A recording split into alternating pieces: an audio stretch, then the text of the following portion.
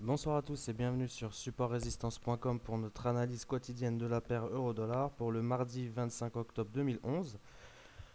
Donc aujourd'hui, qu'est-ce qui s'est passé? Hier, on avait défini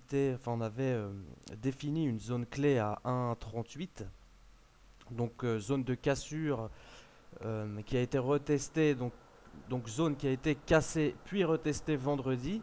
On a ouvert, donc on avait fermé sur pratiquement un 39, hein. On a ouvert un petit peu plus bas vers un 38,70. On est revenu chercher cette zone des 1,38 pour engager un très très beau mouvement haussier sur la session asiatique. Donc il a cassé les plus hauts de vendredi à 1,39 pour former un plus haut à 1,3950 environ.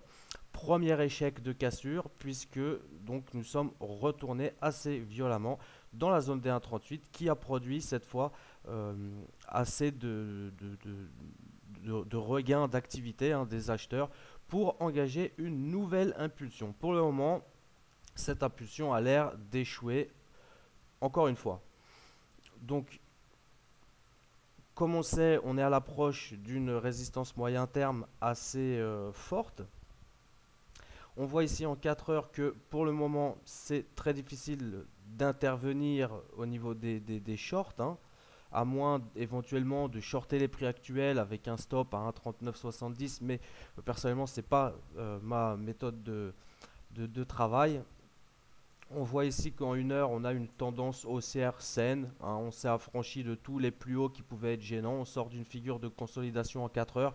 Donc vraiment, on a vraiment tous les éléments haussiers. Pour le moment, aucun élément baissier, si ce n'est la résistance moyen terme ici qu'on n'a pas tout à fait atteint. Donc attention. Comment ça va se passer pour demain? On voit que ici on est en train de faire un espèce de double bottom, hein. Pour le moment, on ne le sait pas encore. Si on franchit les plus hauts ici à 1,3955, je n'interviendrai pas à l'achat sur le marché. On est bien trop près de notre résistance moyen terme pour acheter de l'euro-dollar à 1,3960, je pense. Je peux me tromper, mais en tout cas, ça ne me paraît pas une configuration intéressante et enfin voilà, hein, avec un bon ratio et de bonnes probabilités. Donc je n'interviendrai pas si on a ce cas de figure. Deuxième scénario, donc on a ici, on voit sur un graphique 1 heure, une zone assez intéressante à 1,39. Donc tant qu'on évolue au-dessus de 1,39, si on a des rebonds sur 1,39, on peut éventuellement jouer les achats sur repli pour donc jouer un retour sur les plus hauts à 1,3950 et éventuellement 1,40 pour aller chercher notre résistance moyen terme. Si on passe sous la zone des 1,39, par contre, là, à mon sens, il y a un défaut dans la dernière impulsion, hein, qu'on vient d'avoir, un manque de force. On voit que 1,39 est quand même une zone intéressante. Et si on passe sous cette zone, je pense que là, il y aura quand même un aveu de faiblesse. Et je ne pense pas passer short non plus avant de passer sous les plus bas d'aujourd'hui, puisque vu la dynamique haussière très forte en 4 heures, et même en journalier maintenant, on va attendre d'avoir un signal vraiment fort des vendeurs pour intervenir. Et ce signal pour moi serait donc qu'on échoue à casser les plus hauts actuels et qu'on vienne retravailler demain et après-demain. Donc si on vient travailler demain sous la zone des 1,3820, hein, on pourra commencer à chercher des positions short sur le marché. Entre 1,39 et 1,3820, ce sera pour moi une zone c'est vraiment pas une zone qui va m'intéresser. Je n'interviendrai pas non plus sur le marché si donc tant qu'on est entre 1,30, 1,39 et 1,3820. Donc sous 1,3820, on va commencer à chercher des shorts. Pour le moment, c'est trop tôt, à mon sens.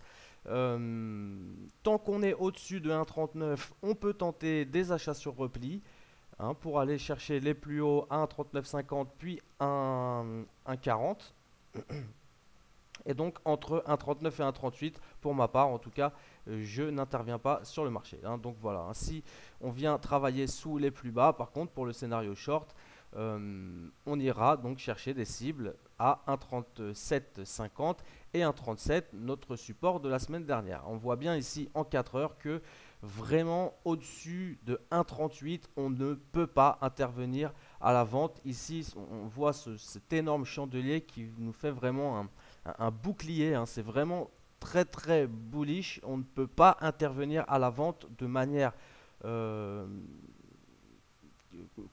de, de- de manière conservatrice, je ne sais pas si ça se dit, enfin en tout cas, de manière sûre. On ne peut pas intervenir à la vente de manière sûre tant qu'on évolue au-dessus de la zone des 1,38. Donc voilà, hein, pour ma part, je n'interviens pas si on break les plus hauts en direct. Éventuellement, si on a un regain d'activité des acheteurs sur 1,39, on peut tenter des achats sur repli vers 1,3950 et 1,40. Dans la zone, si on revient à passer sous 1,39, donc entre 1,39 et 1,38, 20, je n'interviens pas. Sous les plus bas d'aujourd'hui à 1,3820, on commencera à chercher des shorts sur l'euro-dollar avec une cible à 1,37, 1,3710, le support donc très intéressant de la semaine dernière. Je vous souhaite donc une bonne soirée et à demain sur supportrésistance.com.